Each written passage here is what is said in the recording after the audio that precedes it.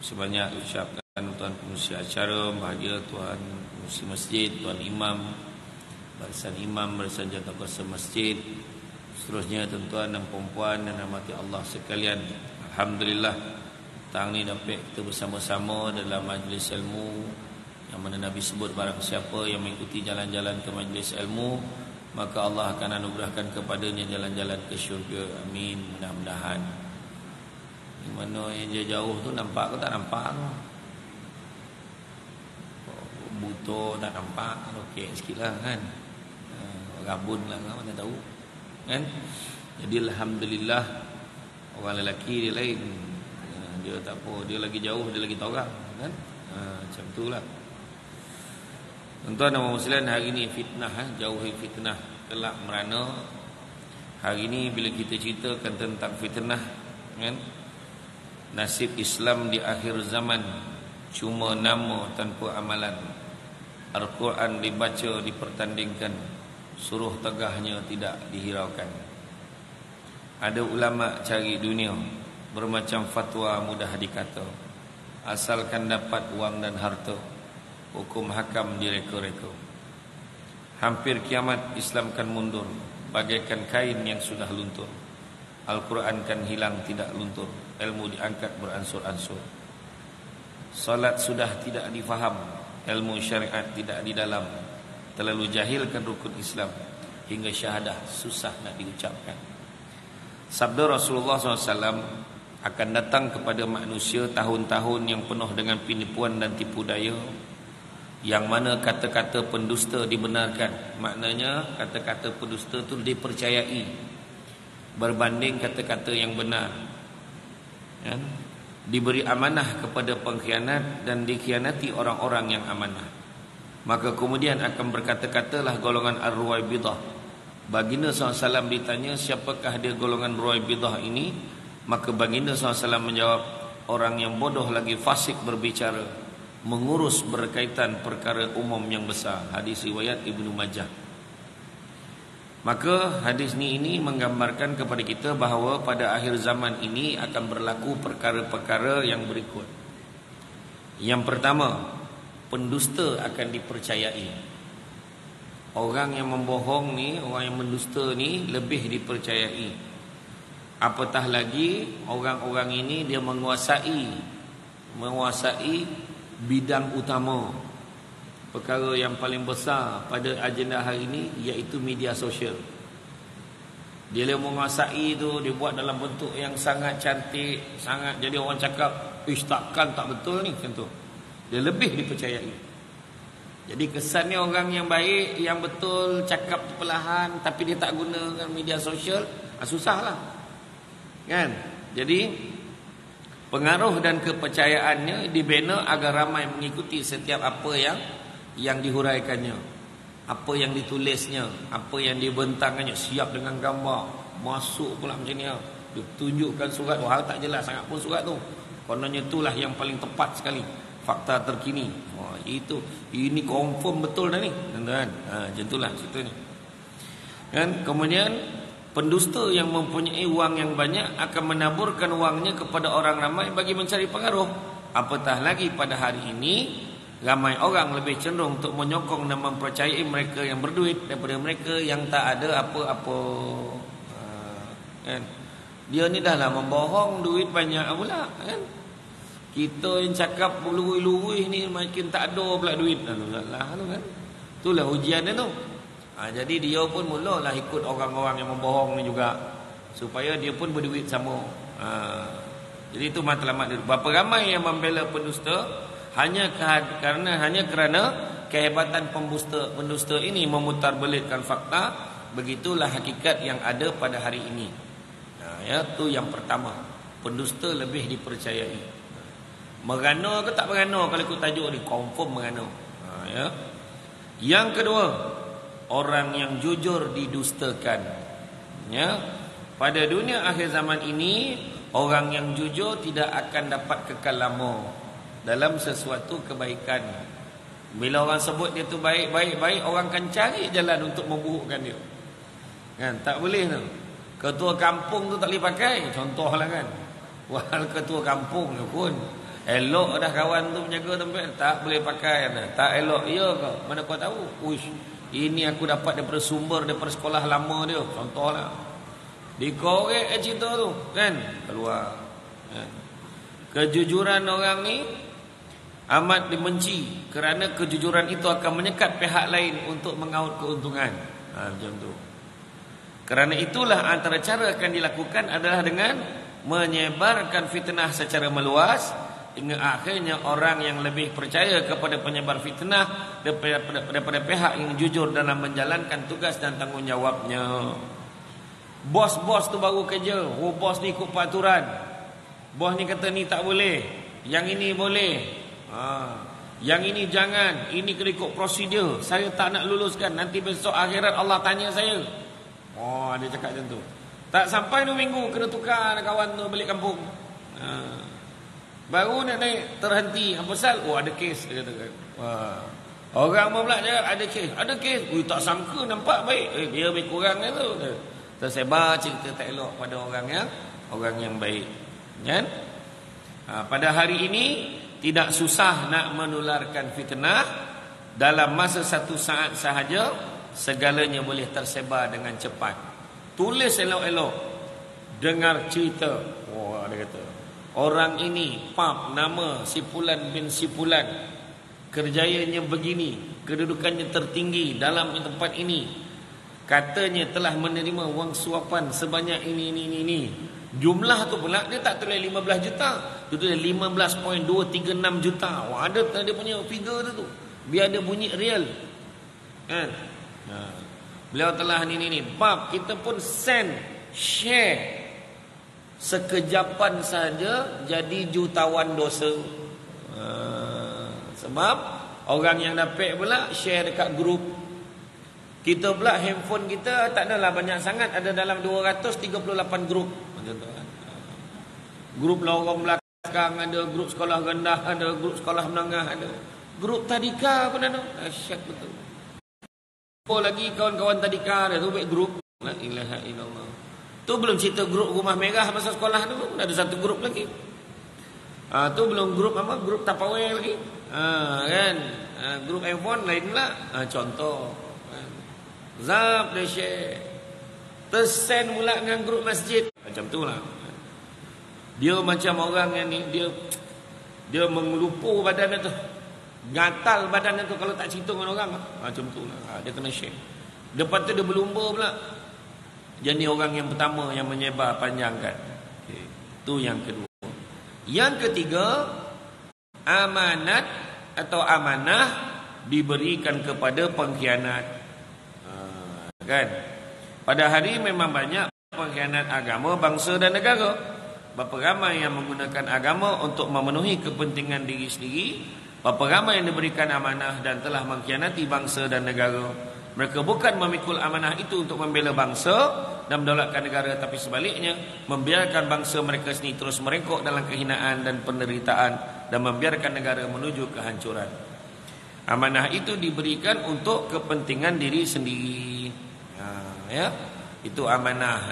Berapa ramai orang tu, sebabnya saya pergi Indonesia tu saya tengok. Kan, bukanlah cakap bagus sangat kan, tengok dekat Indonesia tu. Waktu saya ceramah di kedutaan Malaysia di Jakarta, di Indonesia, saya nampak banyak betul poster-poster naik. Rupa-rupanya dia orang tengah naikkan, tengah berkempen nak naikkan calon presiden yang baru. Sebab di Indonesia 2 penggal saja, jadi Pak Jokowi dah habis penggalnya. Begitu juga di Britain, Rishi Sunak tu kan, Perdana Menteri Britain yang baru. Jadi saya rasa, pandangan saya lah kan, dengan cara itu mungkinlah orang ni kurang sikit lah masanya nak gunakan untuk benda-benda tak baik. Ini sampai 7 penggal kan, tak tahu siapa yang kena penggal pun tak tahu kan. Batuk lagi banyak pada bercakap macam mana. Kalau orang tu 2 penggal, paling tidak dia masuk ke penggal kedua, dia dah fikir dah siapalah nak ganti aku. Macam itulah. Paling tidak mungkin kan.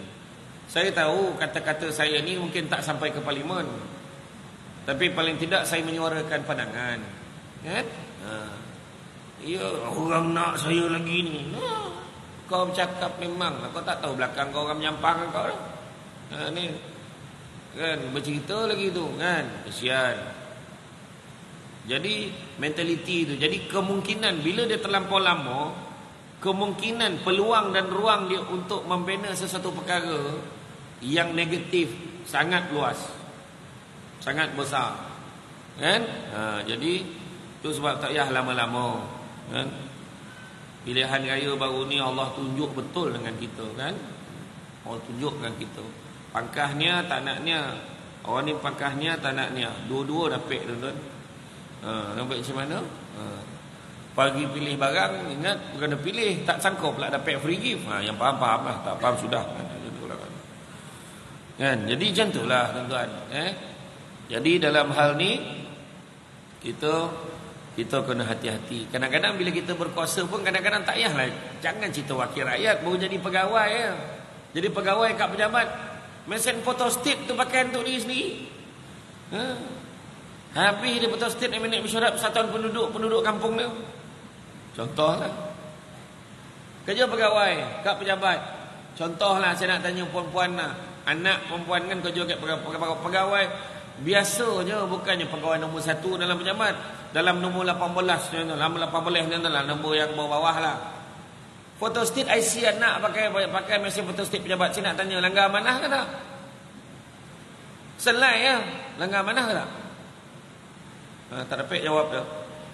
Macam pernah buat tu nak tahu tu kan. Tak, maknanya selai pun selai. Kat luar bolehlah kita bayar 10 sen, 20 sen, sebab itu tujuan peribadi. Kita nampak macam tak ada apa-apa. Siapa kata tak ada apa-apa? Karbon yang kita pakai untuk photostat tu bukan kita punya. Setiap sehelai kertas A4 tu yang kita gunakan tu bukannya kertas bawa daripada rumah. Elektrik tu yang kita gunakan tenaga untuk tujuan peribadi. Bayangkan, itu baru cerita pegawai tu. Belum lagi cerita yang pangkat tinggi. Itu sebab masalah penyalahgunaan kuasa ke apa semua banyak. Kalau benda kecil tak boleh jaga, benda besar lagi lah tak boleh jaga. Bawa anak pergi pejabat, duduk diam, jangan bising-bising. Nah ambil kertas seorang satu, kertas pejabat pergi. Nah ambil pen seorang sebatang, pen tu semua pejabat punya. Benda tu dah tak amanah dah sebenarnya, kalau ikut kan. Tu sebab kalau kita tengok dulu lah, arwah Tuan Guru ni Aziz lah dulu kan, contoh lah kan. Orang tu datang ke pasar minta sign shop buku teks, skim pinjaman buku teks. Tuan Guru tanya, ini urusan peribadi ke urusan rasmi? Dia tanya orang tu. Dia kata rasanya ni peribadi ni, dia kata tu peribadi. Kalau macam tu saya guna, hamba guna ni lah. Dia guna pen Renault yang dia punya yang berapa sen masa tu. Guna pen Renault sign. Sebab pen satu lagi tu pen kerajaan negeri punya, untuk sign urusan rasmi. Macam tu sekali jaga tuan-tuan. Kita pen pejabat macam ni pakai kat luar. Tanya apa? Beli nombor ekor pun tulis pakai tu. Contoh lah kan. Kan Wang Asam betul. Ni contoh lah ya. Contoh. Yang keempat, orang yang jujur dikhianati. Sedaya upaya usahakan dilakukan untuk mengkhianati orang yang jujur. Ini dilakukan demi memastikan orang yang jujur tiada tempat di mana-mana, apatah lagi untuk dipilih sebagai pemimpin. Kejatuhan akhlak pada akhir zaman ini sangat jelas sekali. Kerana itulah orang yang jujur sudah pasti akan diketepikan. Woi bahaya ni, dia ni baik sangat. Ayat tu baik sangat tak boleh. Ini politik, ayat dah kan. Kita tak boleh orang yang baik sangat. Susah politik. Politik bukan macam tu. Ayat dia pula kan. Dia cakap tu dalam masjid tu. Sampai benda-benda yang bengkok dalam dunia ni. 4 perkara yang bengkok dalam dunia. Nombor 1, sungai. Tak ada yang lurus je. Sungai bengkok. Yang kedua, akar kayu. Mana ada akar kayu lurus? Bengkok. Yang ketiga, perempuan. Minta maaf, perempuan pun bengkok. Tak ada mana lurus je dah. Kan? Kan saya dah kata saya tak nak, makna saya nak lah tu. Kan bengkok tu. Payah nak faham tu. Kan? Kan saya kata saya lapar, mana saya nak nasi lah, mana dan tahu kau lapar apa. Dan belilah biskut. Nak nasi, dan marahan lelaki tu kan. Lelaki bangap sikit. Mana tahu kut kan. Jadi orang perempuan bengkok. Memang ulama terdahulu pun sebut, lelaki ibarat tulang yang lurus, wanita ibarat tulang yang bengkok. Tapi orang lelaki tak boleh nak membengkokkan perempuan, tak boleh nak meluruskan perempuan tu. Kalau diluruskan perempuan tu akan patah. Lelaki lah kena menyesuaikan diri dengan kebengkokan wanita tu. Faham? Marah lagi tu. Tak ya? Terima ya, bengkok kalau cakap perempuan. Mana tu? Nak yang menunggu itu. Bengkok.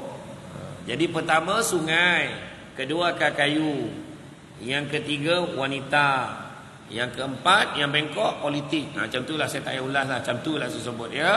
Macam tu. Jadi susah. Orang yang bijak tu dianggap ancaman, orang yang baik bahaya. Budak-budak muda tu nampak baik, budak tu masuk dekat dalam kampung, kan? Budak tu nampak bagus, balik daripada luar negara, daripada Al-Azhar. Tengok bacaan itu sadap budak tu. Mengaji pun baik lah. Rasa-rasa dia ni layak jadi imam, bakal imam ni. Dah imam marah. Contohlah, ni bukan imam sini, sini okey. Ini bukan Sungai Buloh ni, dan ni Buloh Sungai. Topik lain. Dah imam tu kata, tak ada budak lagi dah tu. Banyak lagi dia kena belajar tu. Cik dia marah. Lepas tu dia bawa cerita, kau tahu tak budak tu sebenarnya ada masalah, kau buang lah universiti, belajar tak habis. Dia buruk-buruk kawan tu. Contohlah. Sebab tak boleh tengok orang lebih daripada dia, dan tak boleh tengok orang yang lebih baik, tak boleh. Sedangkan kita patut raikan orang yang lagi baik. Contohlah Samsul Debat ceramah petang ni. Bukan selalu Samsul Debat ceramah 2.30 petang ni. Nak tunjuk punya dah habis masa dia. 2.30 sumbek ceramah petang ni. Kan? Janji napik Samsul Debat ceramah kan? Boleh lah. Saya pun ceramah lah. Ponoh kan? Jadi kan, bukan sebab Samsul Debat baik sangat. Guru-guru takmir yang mengajar kat sini jauh lebih baik daripada Samsul Debat. Mereka lebih mendalam ilmunya. Kitab terbalik pun dia boleh baca. Kitab terbalik tu. Faham tak kitab terbalik tu? Maknanya dia memang dah menguasai lah kitab tu. Samsul Debat togak-togak pun belum tahu lagi boleh dapat. Macam tu lah. Jadi kita kena faham, kan? Kita kena faham tu. Jangan rasa kita ni handal sangat. Bak kata orang, kekayaan yang paling besar adalah akal. Kemiskinan yang paling besar adalah bodoh. Keburukan yang paling buruk adalah terpesona pada diri sendiri. Dan sebaik-baik perbuatan, semulia-mulia perbuatan adalah akhlak yang baik. Saya ulang balik. Kekayaan yang paling besar adalah akal. Kemiskinan yang paling besar adalah bodoh. Keburukan yang paling buruk adalah terpesona pada diri sendiri. Dan semulia-mulia perbuatan adalah akhlak yang baik. Orang perempuan laju betul macam linap salin ni. Jadi betul lah tu kan? Orang lelaki dia lain. Sebab zaman Nabi makin, ada seorang sahabat namanya Abu Hurairah. Abu Hurairah ni kalau dia dengar Nabi cerita apa-apa pun sampaikan, dia tahu hafal. Jadi tu orang lelaki ni yang tak menyalin ni semua saudara dengan Abu Hurairah. Macam tu lah ya? Macam tu poin ni. Tak ada orang lelaki dia boleh tengok balik kat video, dia tengok kat YouTube kan? Ayolah, dia cover lah balik kan. Yang kelima, orang yang bodoh menguruskan hal-hal umum. Orang yang tak ada ilmu, dia tu yang menguruskan perkara-perkara yang mustahak melibatkan kepentingan awam. Bagi orang yang ada mata hati yang jernih, sudah pasti dapat melihat betapa ramainya orang-orang yang bodoh yang bukan ahli. Dia bukan bodoh tu tak ada ilmu langsung, ada tapi tak ada kena-mengena. Contoh kan, dia tu tak pandai mengira tapi jadi benahari, kan tak kono kan. Sepe pun tak lancar, macam mana? 5 campur 3 berapa? 10 betul. Orang tu pilih jadi benahari, yang penting dia boleh saing. Jangan macam tu. Kan? Saya tak cerita pasal Menteri Kewangan, saya tak cerita pasal Menteri Ekonomi, saya tak cerita pasal, saya cerita pasal benahari baru ni. Makna kata mesti bagi orang yang ahlinya. Macam mana pula kan Samsul Debat, contohlah Samsul Debat, data belakangnya bidang undang-undang kan, legal kan, LLB, lepas tu diploma public admin. Sekali yang kek sumpah senator, contoh. Jadi menteri apa? Jadi menteri kesihatan. Melingkup lah tuan-tuan. Jangan semua ubek desain kan. Jangan. Kan doktor tercakap ni, yalah habis kan. Mestilah cari orang yang ada keahlian dia dalam bidang tu kan. Ni contoh ni, saya bukan minta ya, ni contoh ni. Samsul Debat sibuk nak jadi senator pula, contoh kan tak ada. Ni saya bagi contoh ya. Tak nak saya dah tuan-tuan, baik saya ceramah ya. Jadi kerana itulah kita lihat betapa banyak kegagalan hari ini berlaku. Masalah-masalah tidak dapat ditangani dengan baik. Semuanya berpunca daripada kebodohan orang yang dilantik untuk mengurus perkara yang diamanahkan kepadanya. Maka semua fitnah akhir zaman ini berpunca daripada semakin jauhnya manusia daripada agama. Itu pokok pangkal dia. Kalau kita lihat banyak bahasa Melayu ini meminjam kalimah-kalimah daripada bahasa Arab. Kadang-kadang perkataan dalam bahasa Melayu juga tidak menggambarkan makna yang menyeluruh jika dibandingkan dengan bahasa Arab sekalipun kalimahnya kedengaran sama. Ini termasuklah dalam soal fitnah yang kita ceritakan ini. Bagi orang Melayu, fitnah itu membawa maksud sebatas dengan tuduhan-tuduhan palsu. Adapun dalam bahasa Arab, fitnah itu membawa maksud yang lebih luas, apatah lagi kalau difahami melalui konteks Al-Quran dan hadis. Iaitu kita akan fahami bahawa fitnah adalah merupakan segala bentuk ujian yang menguji jati diri agama umat Islam.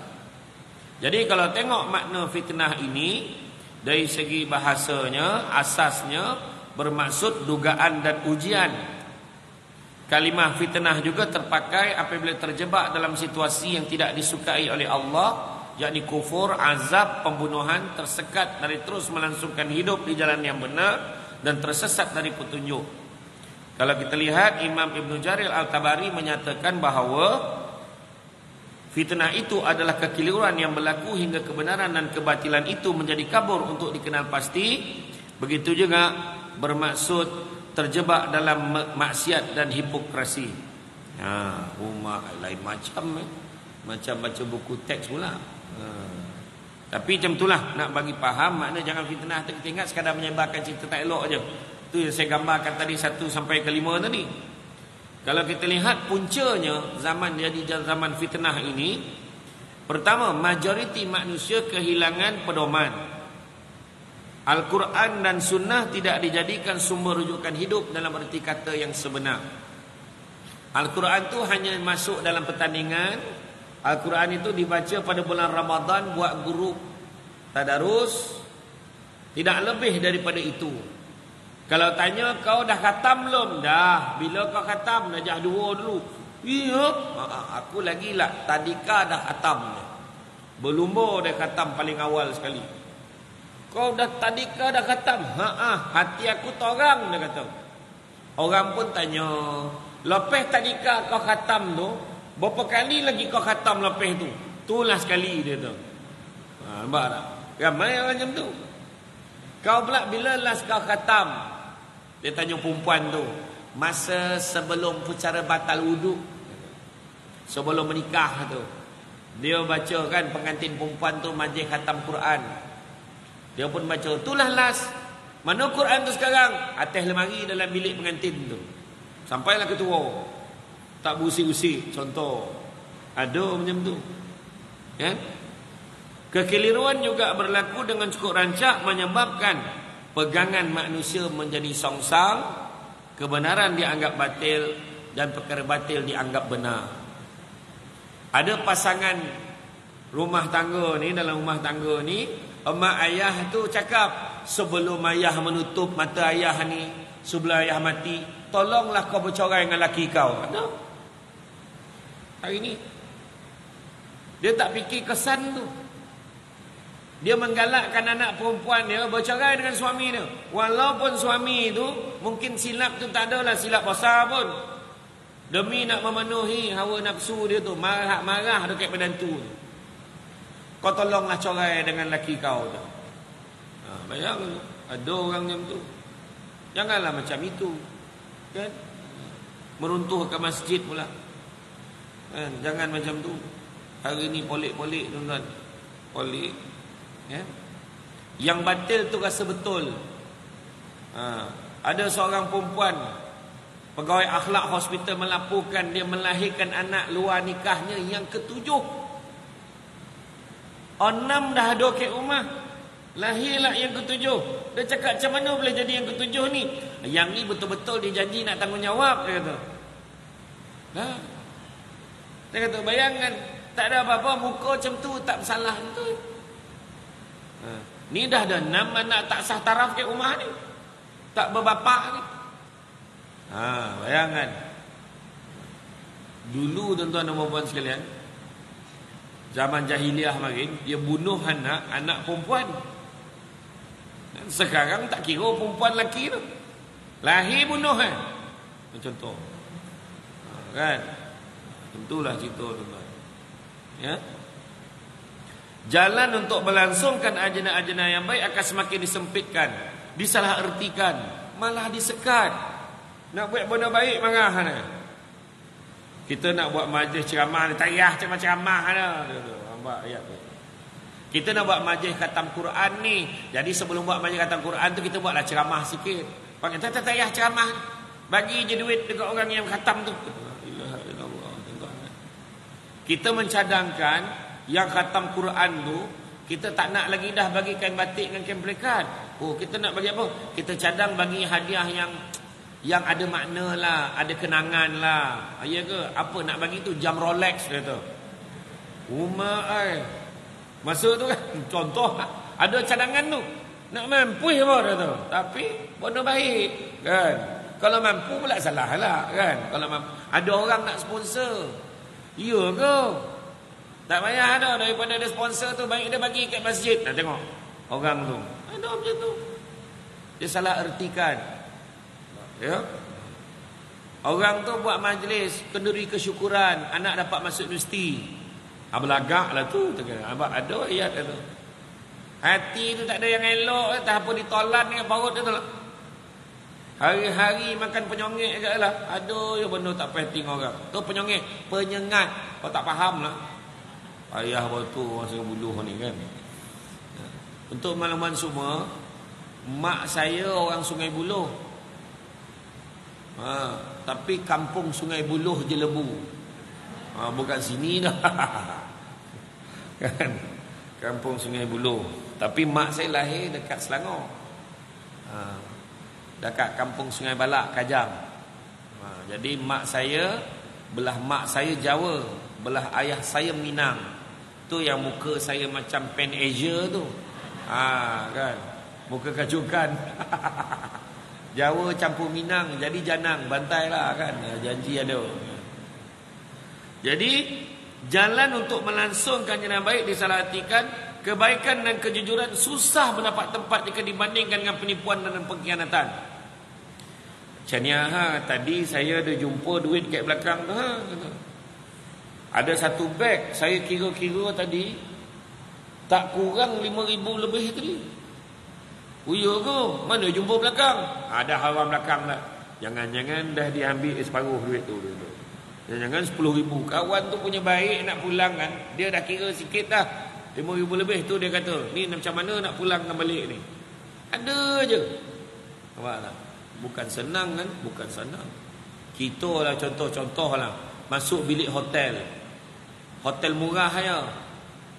Hotel tak kisahlah hotel apa kan. Masuk bayar RM50 nak masuk bilik hotel tu. Ada beg atas katil tu. Kita pun buka lah zip. Dalam beg tu tak kurang 10,000. Saya nak tanya, adakah kita akan pergi kat resepsionis, ada beg dekat atas meja, atas katil ni ke? Ataupun kita mula transfer dalam beg kita? Orang perempuan tolong jawab. Rasa-rasa lah. Agak bilik ni bonus kot. Siapa dapat masuk bilik ni dapat cabutan bertuah. Kan? Mungkin macam tu lah. Bukan senang ya, nak pula kebetulan kita memang tengah nak cari duit. Kita memerlukan duit. Ujian Allah tu datang. Nampak kan? Bukan senang. Tapi orang gemar menyalahartikan. Kezaliman, penindasan, krisis dan peperangan demi peperangan meletus. Kita tengok je dekat Ukraine, kita tengok dekat Iraq pun tak berhenti lagi. Kan? Kita tengok macam mana di Israel, Palestin tu macam mana. Kan? Rejim Zionis buat apa, tengok tak berhenti tuan-tuan. Kan? Kejahilan hati dan ilmu dianggap biasa.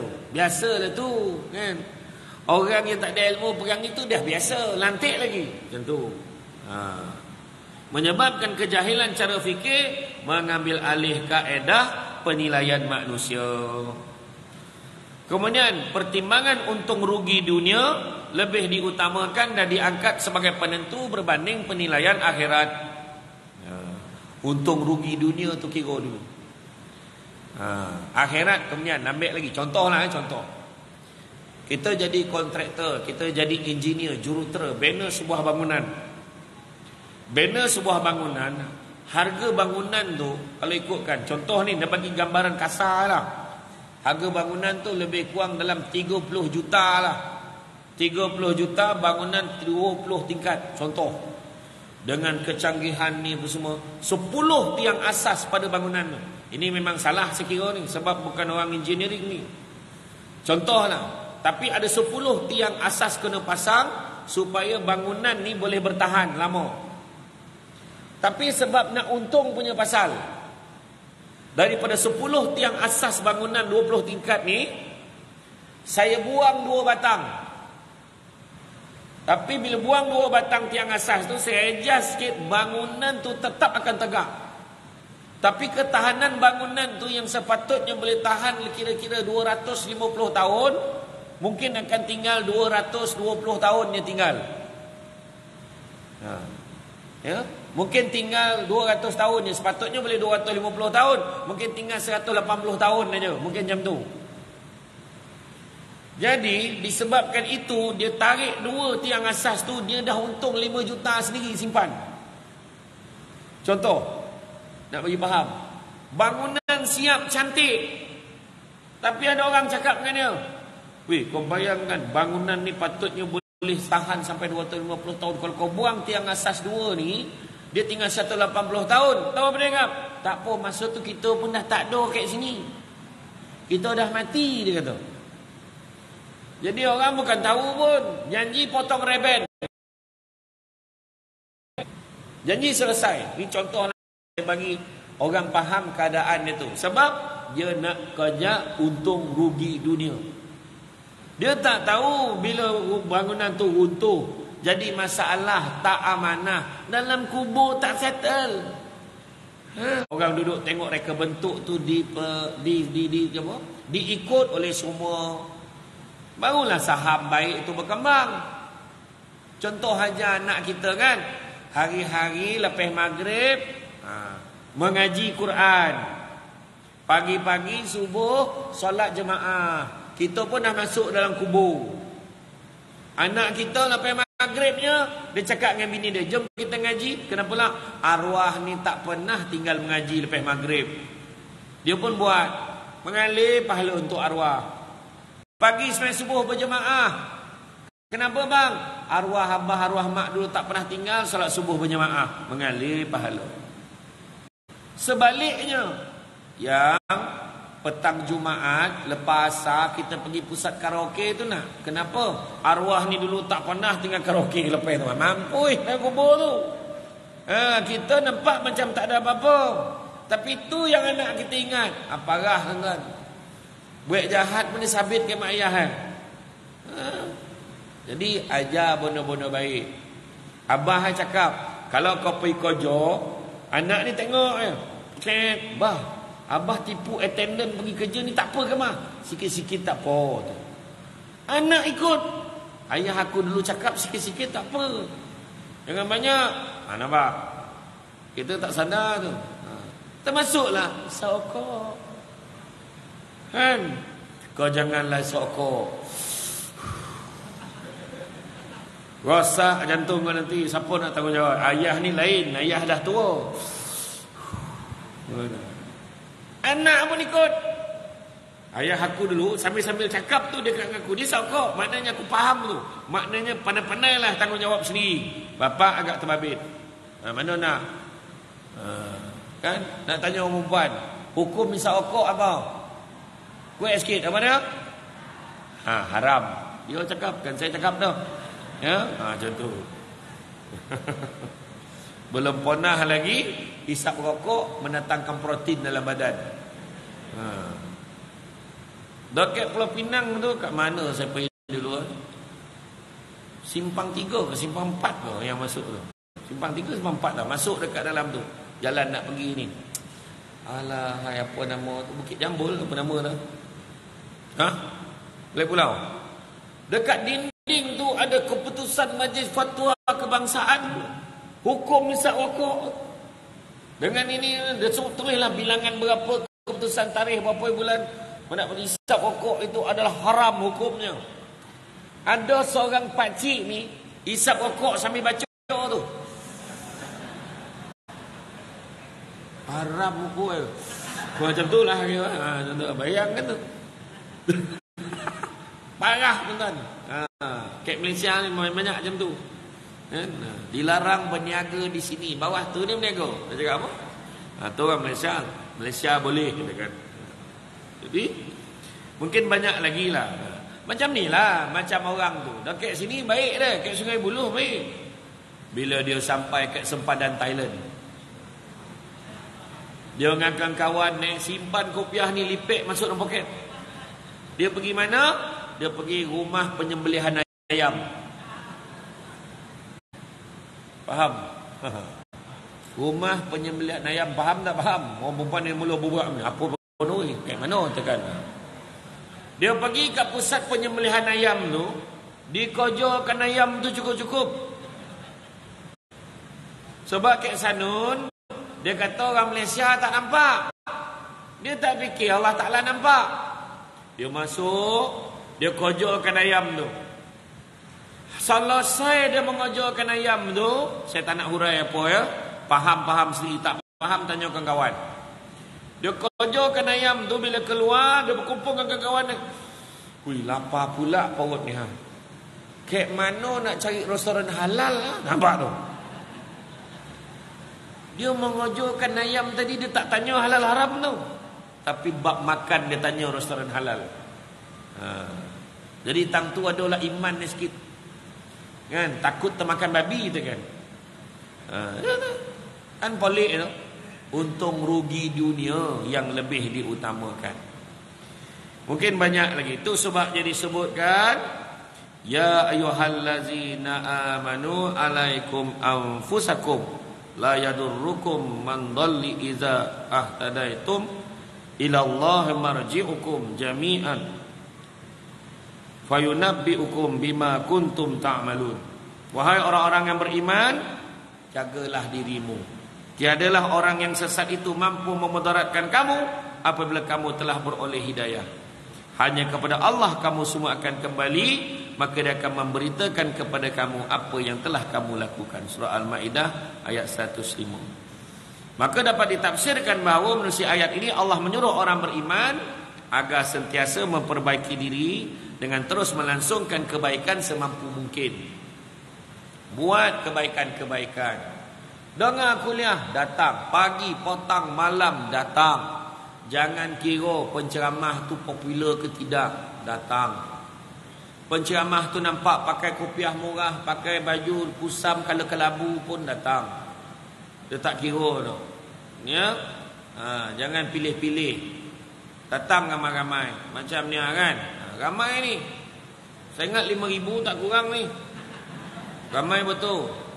Cuma yang tak datang lagi ramai lah. Macam tu kan. Jadi datang.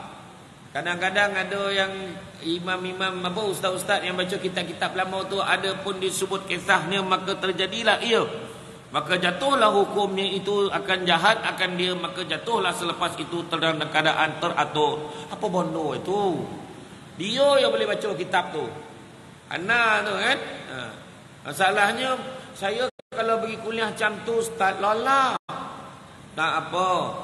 Lolap ni pun satu kelebihan. Sebab memang itu kelebihan orang mendengar ceramah. Boleh tidur. Tidurlah. Kadang-kadang kek rumah ada aircon, ada bantal sodap, tak dapat tidur. Kek masjid dengar kuliah, togak-togak boleh tidur. Nampak? Dapat pula duduk kek kursi, bawah kipeh besar pula tu. Boleh, lolap lah, tak ada siapa marah tu. Samsul Debat adalah antara penceramah dalam Malaysia yang tak kocik hati kalau sesiapa nak tidur, tidurlah. Ya, cuma satu saya minta tolong jangan berdongkok. Takut ganggu orang sebelah, sebab orang sebelah dia pun nak tidur juga. Tidurlah sama-sama. Bukan nak dengar ceramah mana dah. Sedap pula tidur tu. Tapi ada tak ustazah yang mengajar puan-puan waktu kuliah duha muslimat tu, ada satu doa yang kita boleh baca. Kalau kita baca, orang yang mengantuk jadi terang mata dia. Pernah tak ustazah tu ajar? Tak pernah. Doa dia senang ya. Siapa nak salin, salin. Bismillahirrahmanirrahim. Wabil lahil taufik wal hidayah. Wassalamualaikum warahmatullahi wabarakatuh. Itulah doa. Itu kalau orang yang dah lolap tu dengan wabillahi taufik, togak dah habis. Jaga dah. Tapi saya belum baca lagi doa tu, baru ajar. Ramai pula yang menyalin itu. Gurau. Hampir betul ceramah ni dia kata kan. Gurau tuan-tuan ya. Kalau kita teliti tertib kedudukan ayat ini, kita lebih dahulu akan menjumpa dengan ayat 114 sebelumnya, menyuruh kita agar menjauhkan diri dari ketaksuban secara membaca tulis tanpa ilmu. Kenalah kita belajar. Kena ada ilmu. Cantik teluk pantainya landai, tambik perahu tapi kuala. Biarlah buruk kain yang dipakai, asalkan penuh ilmu di dada. Kena belajar. Kan? Kain songket benang sutera, lilit sebalit buat selempang. Ilmu yang banyak jadi cahaya, walaupun sikit menjadi terang. Kena belajar. Jadi itu sebab kena ada ilmu. Kan? Ni ilmu tak ada. Tawih sosek dia ni, dia kata. Ni tak boleh pakai, dia kan. Begitu kadang-kadang.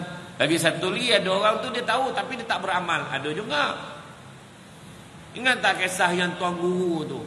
Dia mengajar anak murid ini. Dia mengajar fiqah, dia mengajar pasal ni mengaji, dia mengajar pasal kitab, macam-macam lah. Bila ngajar, setiap hari dia balik, memang dia kalau nak balik kampung dia kena nyeberang sungai. Tak macam mana dia balik hari tu, perahu yang hanyut. Macam mana pula nak balik? Dia jumpa balik tuan guru dia. Tuan guru, perahu saya hanyut. Pinjam perahu tuan guru boleh tak? Tuan guru ni malih nak narik dia punya perahu dekat dalam store tu. Kau ni apa yang payah benar, kau baca Fatihah, kau salawat 3 kali sudah. Kata. Jadi dia ni lui. Ayolah. Dia pun pergi. Senyaplah, tak adalah bunyi apa-apa dia dah. Maknanya pada perkiraan tuan guru itu, mungkin dia dah jumpa perahu lain. Selang beberapa minggu, selang beberapa bulan, dia jumpa dengan tuan guru. Tuan guru, kenapa? Minta tolong benar, kenapa kat kampung saya ada orang meninggal. Habis tu, imam tak ada, yang menguruskan jenazah biasa tak ada, semua balik kampung. Semua ada hal. Sekarang tak ada orang lain yang boleh tolong. Tuan guru je boleh tolong. Tolonglah tuan guru. Ayolah. Macam mana pula dah tak ada orang kan. Sekejap saya bersiap sekejap. Sampai kat tepi sungai tu, perahu tak ada. Ni perahu tak ada ni, macam mana ni? Tuan guru. Semenjak tuan guru ajar saya baca Fatihah selawat 3 kali. Semenjak pada tu saya tak pernah pakai perahu lagi dah. Iya ke? Tuan guru tu. Iya tuan guru tengok ya. Dia baca Fatihah, dia salawat. Berjalan nanti air tu. Hui ke? Tak sangka pula kata tuan guru. Anak murid dah cepet lah tuan guru. Orang dah ramai tuan guru ni. Ayolah. Tuan guru pula baca Fatihah, salawat 3 kali. Tenggelam tuan guru. Macam mana? Dia mengajar orang tapi dia tak boleh. Itulah cerita cabaran tuan-tuan dan puan-puan sekalian, ya. Pesanan Nabi, seorang sahabat yang bernama Tha'labah Al-Khushani pernah bertanya kepada Nabi, apakah maksud di sebalik ayat wahai orang-orang yang beriman, jagalah dirimu, surah Al-Maidah ayat yang ke-105. Maka Nabi menjawab dengan hadis yang panjang sebagai tafsiran kepada ayat ini, teruskanlah olehmu untuk selalu menyeru kepada yang ma'ruf dan mencegah kemungkaran, sehinggalah kamu akan melihat sifat kedekut yang ditaati, hawa nafsu yang diikuti, dan kehidupan dunia yang diutamakan. Satu orang yang akan terpesona dengan pandangan masing-masing, maka ketika itu kamu perlu bergaul hanya dengan orang-orang yang searah denganmu sahaja, dan jauhilah orang-orang kebanyakan. Maka sesungguhnya setelah zamanmu akan datang zaman penuh ujian. Orang-orang yang berpegang teguh dengan agama seperti menggenggam bara api. Ketahuilah saat itu orang yang terus berusaha berpegang dengan agamanya akan beroleh pahala umpama 50 orang yang turut melakukan amalnya yang sama. Nampak? Makna kata, dia kata, teruskanlah untuk terus mengajak kepada kebaikan, cegah kemungkaran, sampailah kamu akan melihat sifat kedekut yang akan ditaati, hawa nafsu yang akan diikuti, kehidupan dunia yang diutamakan. Orang akan terpesona dengan pandangan masing-masing, dia tak peduli. Kita tahu dah kedekut itu tak baik, tapi itu jugalah yang kita ajar dekat orang lain, dan orang ikut. Kan? Kadang-kadang masjid jangan bagi sangat duit, kau jangan bagi banyak dah duit masjid tu. Contoh, dia pula ajar, cuma nak bagi kat masjid sampai kau tak ada apa-apa hal pula, tak payah. Dia ajar, dan dia pun ikut. Kedekut itu diwarisi daripada mak dengan ayah ajar macam tu, contoh. Dan ditaati sifat kedekut tu.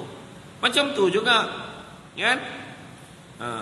Macam tu juga hawa nafsu diikuti dengan dunia yang diutamakan. Dunia enggak diutamakan.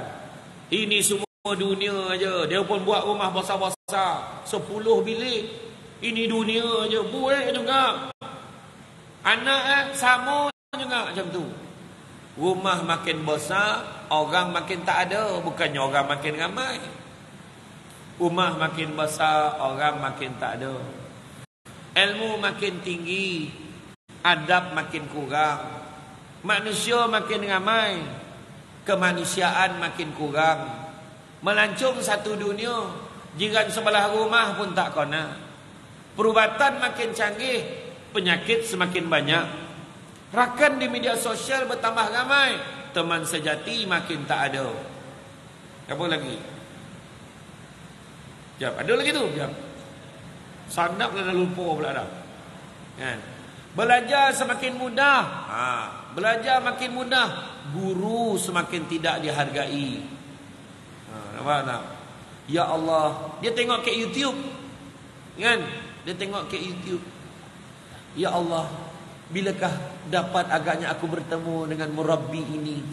Dia kata, ingin sekali bertemu dengan guru ini. Dia kata, oh, bilakah masa aku menonggok kat rumah memang takkan jumpa. Kan? Sambil baring tengok YouTube tu, datanglah masjid. Kan? Contoh. Macam hari ni, ramai yang kali pertama tengok Samsul debat. Tak sangka lah, simple je dia. Macam tu lah. Macam tu lah ayat dia, kan? Tinggi lah seorang tu pula. Handsome lah tu. Tu saya sendiri tambah. Contoh kan. Perasan betul kan. Dia, saya pergi Sarawak itu tak sangka betul. Orang tegur saya, nak ambil gambar boleh? Non-Muslim tu free hair. Nak ambil gambar boleh? Boleh. Tak salah orang ke? Tak salah. Adi Putra kan? Terperanjat macam tu. Saya cakap tang mana pula? Saya nak botolkan tak sampai hati. Saya tak adalah terbawa-bawa dah, tapi bila masuk bilik air tu cek jugalah tang mana sama orang macam tu kan. Jadi hadis ini lengkap menceritakan perihal gejala zaman fitnah, bermula dengan dakwah sebagai benteng umat Islam. Jika tidak dilangsungkan dengan kadar yang cukup, maka akan berleluasalah penyakit-penyakit jiwa yang merosakkan agama. Itu sebab kerja dakwah kena terus buat. Siapa yang pencamah-pencamah tu buat hari-hari, buat program. Buat. Tak kira tu. Buatlah program. Kan? Macam Samsul Debat pun sendiri, mana yang dia boleh camah, dia camah. Dia bukan kira pun. Orang bayar 1,000 pun dia datang. Bayar 10,000 pun dia ambil. Dia tak kira.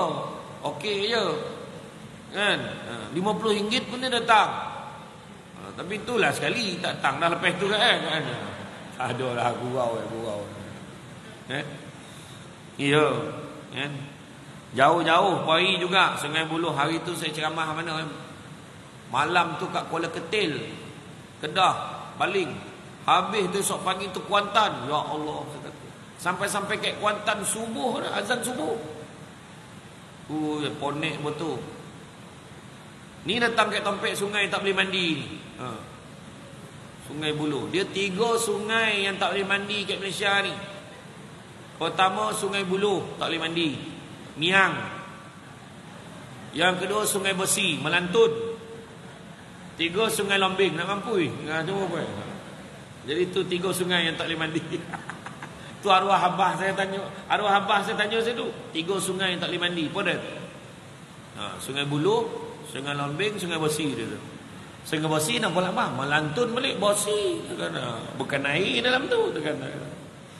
Abah saya dulu lah. Aduh kan. Kemudian dalam keadaan yang seberosak itu, Nabi menyuruh agar pandai memilih lingkungan yang baik, bercampur dengan orang-orang yang baik, datang kuliah ilmu orang yang baik. Saya ingat arwah Tuan Guru Datuk Haji Ismail Kamus. Datuk Ismail Kamus, kalau ingatlah masa tahun yang dia dah sakit tu, kemudian orang fitnah kata dia dah meninggal, tapi belum lagi. Saya pergi ke IJN. Saya nak jumpa dia. Dia minta izin lah kat bawah tu. Samsul Debat nak jumpa boleh. Dia bagi saya jumpalah dia. Masa tu bulan Ramadan, saya ingat lagi. Saya dalam perjalanan nak pergi kuliah saya di Batu Cave. Saya singgah. Saya jumpa berbual dengan dia. Macam mana Datuk sihat. Macam tu tanya. Macam ni lah. Dia masa tu dia memang lemah lah. Tapi dia berbual. Yang bagi tahu saya Ustaz Firdaus, anak dia bagi tahu boleh jumpa dia masa tu. Ustaz Firdaus kat Mekah. Dia pergilah jumpa. Lama juga saya berbual dengan dia. Dekat 1 jam lah berbual dengan dia. Kemudian sebelum saya balik, saya tanya dia, ada tak apa-apa nasihat dia boleh bagi? Nasihat dia dekat saya 2 perkara. Wallahi saya cakap. Saya takkan lupa lah dia pesan kat saya. Dia kata pertama, pesan pada kawan-kawan semua, pesan semua dia kata. Pertama, diri sendiri dan semua. Sabar banyak-banyak. Apa pun lah orang cakap ke orang ni, kena sabar banyak-banyak. Jangan melenting. Itu dia pesan. Itu pertama. Kedua, pesan pada kawan-kawan juga dia kata. Sesemua, pada diri sendiri, pada semua. Jangan menjoget-joget dalam ceramah. Maksudnya jangan kau marah-marah orang yang dekat depan kau tu ceramah tu. Sebab yang datang dengan ceramah ni orang baik-baik dia kata. Yang kau marah tu orang tak datang masjid. Jadi jangan kita marah orang yang kat depan kita. Saya tak tergamak lah pesan sebab kawan saya tu yang kuat menjoget kan. Tapi saya sampaikan secara umum je lah macam tu kan. Maksudnya menjoget. Tapi kawan saya tu menjoget bukan marah. Dia saja nak bagi orang terperanjat kan. Dia kata jangan kadang kita menjoget termarah orang ni. Sedangkan yang mendengar ni orang yang baik-baik. InsyaAllah. Saya tengok apa nampak baik. Bercahaya bumbung tu. Kan nampak kan. Kan kau jari sonjo gelap lah macam mana kan. Tentulah ya. Ketika itu kejahilan dilestarikan kan? Dan dibanggakan, maka kekeliruan semakin melata. Kejahilan itu pula yang dibanggakan. Orang yang bodoh, orang yang teruk, orang tak reti, orang ni yang diangkat. Oh bagus dia ni terbaik. Orang macam ni dicarilah kelebihan yang boleh untuk mengangkat orang tu, walaupun tahu torang-torang orang ni tak boleh pakai. Ingat tak kisah yang ada 3 pendeta, ada satu pendeta tu, dia berlawan dengan budak pengembala kambing tu. Dia ajak berdebat. Masa tu Samsul Debat tak ada lagi. Dia pun cakap, mari kita berdebat. Dia nak berdebat. Dia lawan satu, sebanyak topik dia lawan lah. Tak ada siapa boleh lawan dengan pendeta ni. Dia paling handal lah. Sampailah kat satu tempat tu. Dia kata, ada sesiapa berani lawan aku? Seorang budak ni angkat tangan. Dia ni penggembala kambing, belajar tak tinggi, sekolah pun tak habis. Penggembala kambing, angkat tangan, aku nak lawan. Dia cakap macam mana dia nak lawan ni, kan? Aku tak kira, orang semua nasihat, jangan weh, jangan. Kau jangan cuba-cuba, dia ni hebat ni, kau ni belajar pun tak tinggi. Kau jangan, biarlah, dah orang lain tak nak lawan dia, biarlah aku lawan. Wah, dia pun lawan. Masa nak lawan tu, besok pagi dah ditetapkan jam 8 pagi akan lawan. Maka malam tu berkumpullah masing-masing dengan penyokong masing-masing. Setelah selesai penamaan calon, macam tu kan. Sebelum dia nak lawan lah, malam tu berburak lah yang geng-geng ni, pengamala kambing ni, semua orang kampung, tok ketua semua datang. Kau jangan weh, kau baik kau jo gila weh. Lentaklah. Kalah dah tentu, menang belum ditentukan. Janji aku cuba, dah kau orang tak nak lawan, kau duduk dan diam. Lepas tu yang geng-geng paderi, pendeta ni pula, pendeta ni buat cakap apa? Aku dalam sepanjang pengalaman aku tak pernah lagi aku lawan yang level-level macam ni. Yang aku lawan ni setakat ni profesor, doktor. Kan? Ini tak pernah lawan budak yang menggembala kambing ni sekolah tak habis ni. Ini kan aku takut-takut besok dia tak faham bahasa aku pun tak faham bahasa dia. Macam mana nak buat ni? Dia pun fikir, tak dapat tidur pendeta tu. Esok pagi tu dia pun lawan. Tapi sebelum lawan, kata pendeta tu, nanti dulu. Kenapa pula? Aku takut kau tak faham bahasa aku tak faham bahasa kau. Habis tu, aku cadang kita lawan guna bahasa isyarat. Dia pun cakap, elok sangatlah kalau pakai bahasa isyarat. Tak payah aku cakap, dia kata. Kata budak tu. Budak tu dia sambut aja. Lagi-lagi risau kawan tu. Jadi pendeta ni pun memulakanlah langkah. Dia pun tunjuk. Kata. Budak yang gembala kambing tu pun jawab.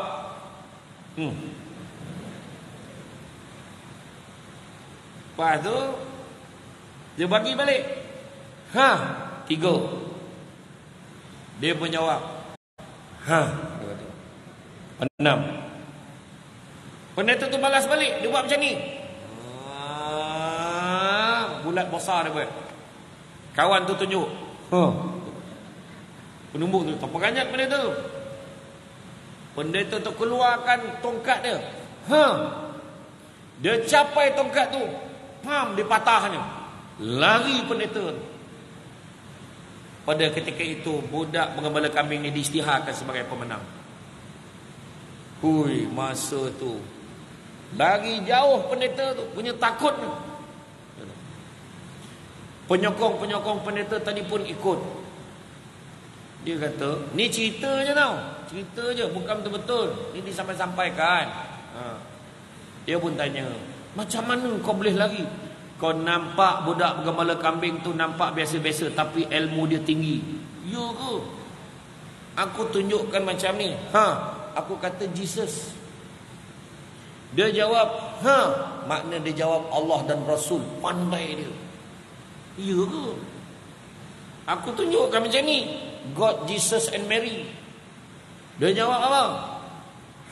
Dia kata apa? Rukun iman 6. Percaya pada Allah, percaya pada Rasul, percaya malaikat, percaya di kitab. Hui, iya ke? Lepas tu aku kata, aku akan sebarkan dakwah aku pada seluruh dunia ni. Dia kata, ni dia akan pertahankan agama dia. Iya ke? Aku keluarkan tongkat, aku akan rosak-rosak, gegar-gegarkan kesatuan Islam. Dia kata, dia akan patahkan usaha tu. Itu yang aku lari tu. Ui, hebat budak tu rupanya. Itulah pengakuan kekalahan pendeta. Di kampung budak penggembala kambing sedang berkenduri kendara meraihkan kejayaan dia. Tok ketua pun tanya, macam mana kau boleh menang dengan pendeta yang hebat tu?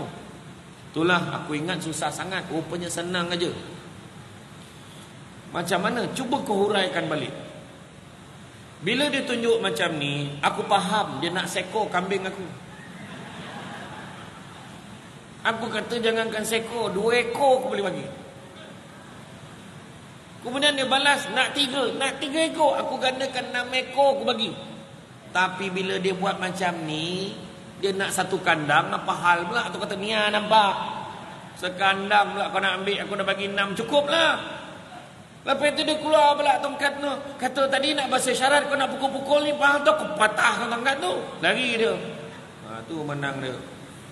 Jadi tuan-tuan dan puan-puan sekalian, kadang-kadang tu menang, nama tu menang nasib nama tu. Ya. Jadi biarlah kita ada ilmu. Ni cerita sesaja je tau. Sesaja je cerita tu.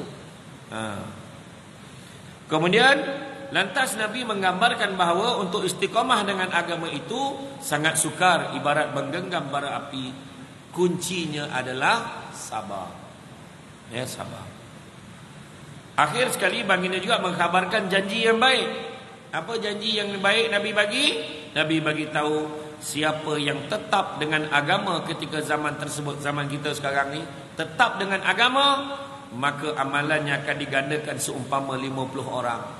Terdapat riwayat yang lain Nabi mengkhabarkan gandaan itu bersamaan dengan pahala 50 orang para sahabat. Ya? Jadi kita kena berhati-hati, kan? Kena berhati-hati dengan zaman ini, sebab begitu juga ramai hari ini terdedah dengan penyakit yang gilakan dunia, hingga manusia sudah tidak menghiraukan soal pertimbangan halal haram. Nabi juga menegaskan bahawa ketika pendirian manusia itu telah disongsangkan, maka akan merata-latalah, akan tersebarlah, akan berkeliaranlah masalah-masalah kejahilan ini. Bahkan baginda turut mengaitkan kemunculan Dajjal dengan fenomena terhakisnya kesedaran beragama akibat menuruti hawa nafsu dan hilangnya kesedaran terhadap ilmu. Kan? Itu sebabnya kalau kita tengok macam mana dalam satu hadis Nabi sebutkan, Nabi kata akan tiba masanya nanti umat Islam akan dikerumuni oleh bangsa-bangsa seluruh dunia, seolah-olah ingin menjamah hidangan. Maka sahabat tanya, kenapa demikian? Adakah umat Islam tidak ramai bilangannya pada ketika itu? Bahkan umat Islam cukup ramai sekali bilangannya, tapi tak ubah umpama buih-buih di lautan, rapuh, mudah pecah, tak kuat, lemah. Lantas dicabutkan perasaan takut di kalangan musuh-musuh Islam. Kenapa keadaannya sedemikian? Kerana umat Islam pada ketika itu dilanda penyakit wahan. Penyakit wahan ni apa? Penyakit wahan ini cinta dunia dan takut mati. Terlampau cintakan dunia dan takut mati. Bila duit dah banyak, takut mati, takut tak sempat belanja duit. Sayang rumah besar, takut tak sempat menikmati rumah ni, sebab nanti dah mati rugi je buat rumah, dia kata. Dia tahu rugi, buat juga. Nampak tak? Jadi apakah puncanya? Puncanya yang pertama adalah kerana hawa nafsu, dan yang keduanya kerana tidak yakin. Hawa nafsu dan yang keduanya tidak yakin. Bila hawa nafsu, macam mana caranya? Kena berjuang nak lawan hawa nafsu. Orang cuba tawarkan begini, kita ingat nafsu kita. Kita kena kawal, kita kena ingat keberuntungan akhirat jugalah yang kita nak kejar. Kena kuat. Bang, takkan pergi masjid, dah janjikan malam ni nak makan sama-sama. Yalah, tak jadi pergi masjid, habislah. Sebab nafsu kepada isterinya itu tadi. Abah kata nak pergi pasar malam, yalah tak ya pula, besok je lah abah pergi masjid. Pergi pasar malam. Tapi kalau dia berjuang, dia kuat dalam agama dia, abang nyanyi nak makan sama malam ni, pergi masjid pula. Abang pergi masjid sekejap, ya, balik dengan kita makanlah sesama. Okay, I love you, macam tu. Anak nak cakap, abah kata malam ni nak pergi pasar malam. Kau jangan risau, abah pergi masjid sekejap je, pasar malam tu takkan tutup selagi abah kau tak sampai. Kau tunggulah, tuan-tuan. Kuatkan sikit lagi tu. Yang kedua, tidak yakin. Sebab apa? Sebab kenapa tak yakin? Sebab dia tak faham. Dia tak faham ilmu. Dia jarang-jarang pergi mengikuti kuliah ilmu. Maka macam mana nak datang keyakinan? Macam mana nak datang kepercayaannya? Dia tak tahu. Kata dengar-dengarnya, kalau kita datang majlis ilmu ni, Allah akan tunjukkan, akan sediakan jalan-jalan ke syurga tau. Orang yang tak yakin tak datang. Nampak tak? Tu dia. Semayang jemaah 27 kali ganda daripada semayang seorang. Banyak ke tak banyak? Tapi kenapa tak ramai? Sebab tak yakin. Sebab tak sampai, tak terbit dekat hati di perasaan yakin dapat 27 kali ganda tu macam mana. Contoh.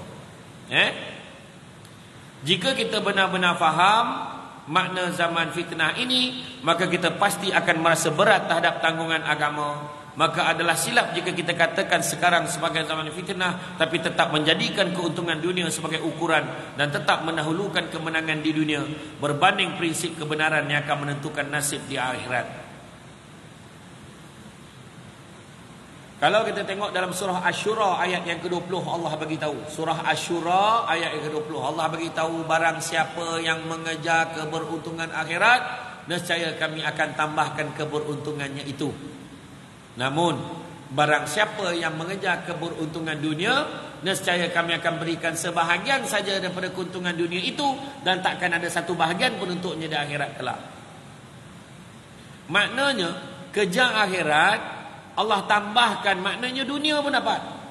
Tapi kalau kita kejar dunia, dapat sebahagian saja, akhirat tak dapat apa-apa. Mana kita nak? Kejarlah akhirat. Ya.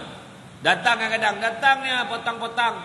Kan? Datang dengan ceramah petang akhirat, tapi tiba-tiba ada makan dunia. Manalah tahu ada makanan kat belakang. Kan? Paling tidak tadi masuk simpang tadi nampak ayam geprek sambal setan. Sambal setan gilo tu. Mana dia dapat sambal setan tu? Contoh kan. Saya nampak tadi kat luar tu kau orang pula tengok kan. Macam tu. Agak yang makan setan betul, agak macam tu lah. Podeh tu. Jadi tuan-tuan dan puan-puan sekalian, saya tutup ceramah hari ini dengan membaca satu gurindam. Makna dah habis lah ceramah ni kan. Di dalam hidup manusia yang penting adalah berkat. Bila hidup kita berkat, diri akan selamat. Apabila diri selamat, rumah tangga jadi selamat. Apabila rumah tangga selamat, masyarakat jadi muafakat. Apabila masyarakat muafakat, negara menjadi kuat. Apabila negara menjadi kuat, negara luar pun menjadi hormat. Apabila negara luar menjadi hormat, permusuhan pun jadi tersekat. Apabila permusuhan tersekat, pembangunan pun meningkat. Apabila pembangunan meningkat, kemajuan pun menjadi pesat. Tapi awas, apabila pembangunan meningkat, kemajuan menjadi pesat, tampak bangunan bertingkat-tingkat, maka di tengah-tengah itu tempat maksiat tumbuh macam ulat-ulat. Apabila tempat-tempat maksiat tumbuh seperti ulat, manusia mula mengubah tabiat. Apabila manusia telah mengubah tabiat, ada yang jadi lalat dan ada juga yang menjadi seperti ulat. Apabila manusia sudah menjadi ulat, salat pun makin hari makin berat. Apabila orang salat makin berat, orang baik bisa menjadi jahat. Orang baik menjadi jahat, orang miskin menjadi yang mahu kaya cepat. Orang yang miskin hendak kaya cepat. Orang tua juga mahu mati lambat. Apabila orang tua mahu mati lambat, mungkin dunia ini sudah dekat dengan kiamat. Yang lelaki, anak-anak mudanya dah pandai pakai seluar ketat, semuanya hendak tunjuk yang sendat-sendat. Bila berjudi, mereka percaya unsur khurafat, tapi hidupnya tetap saja melarat. Sudah lupa bahawa adanya akhirat. Sampai-sampai giginya pun lupa ia sikat. Yang perempuan pakai baju kecil seluar super ketat. Dia juga pakai baju ketat, sangat suka menunjukkan pusat, hingga tak pedulikan lagi batas aurat. Pakaian yang singkat-singkat sampaikan ketiaknya jadi sering terlihat. Bila sudah jadi semacam ini, siapa lihat pasti tercegat. Salah gaya boleh menjadi gawat. Namun mereka kira ini gaya terhebat. Tinggal jauh, marilah mengirim surat. Bila berdekat, jangan lupa tangan berjabat. Tapi jangan gaya lawan dipeluk erat. Boleh jadi nafas naik tersekat-sekat. Tak peduli agama dan juga adat. Tak takut Allah dan kira yang bodoh dengan akhirat. Yang penting senang dengan yang diperbuat. Akhirnya perut kempis pun boleh menjadi bulat. Apabila perut kempis sudah menjadi bulat, maka lahirlah anak-anak yang bejat. Bila anak-anak yang sudah bejat, ketika itu kita lihat bayi dibuang di sebarang tempat. Maknanya ketika itu kita terlihat iblis senang dan melompat-lompat. Dia sebut sekarang manusia sudah masuk jerat, kerana manusia telah tersesat. Inilah dia fenomena masyarakat. Oleh kerana itu, wahai para sahabat, marilah kita terus saling mengingat bahawa dunia makin hari makin singkat. Esok atau lusa mungkin kiamat, dan ketika itu kita semua akan berangkat menuju negeri akhirat. Di sana kita akan ditanya apa yang telah kita perbuat. Umur pun panjang, tapi bila kau mau ibadat, zaman mudamu apa yang telah kau perbuat, harta bendamu dari mana kau dapat, ilmumu adakah bermanfaat. Jadi tuan-tuan dan puan-puan sekalian, rasanya cukuplah sekadar itu. Pada hari ini saya ucapkan terima kasih banyak-banyak atas kesudian hadir pada hari ini. Bak kata orang, sepandai-pandai tupai melompat, akhirnya jatuh ke tanah jua. Walaupun perkongsian sudah tamat, mudah-mudahan meresap ke dalam jiwa. Budak-budak membawa galah nak menjolok buah berangan. Kalau ada silap dan salah, dikata tidak, dicaci jangan. Tenang-tenang air di laut, sampan kelok mudik ke Tanjung, hati terkenang mulut menyebut, jasa baik pihak masjid menjemput hari ini, rasa nak junjung. Jadi tuan-tuan dan puan-puan sekalian, itu saja daripada saya.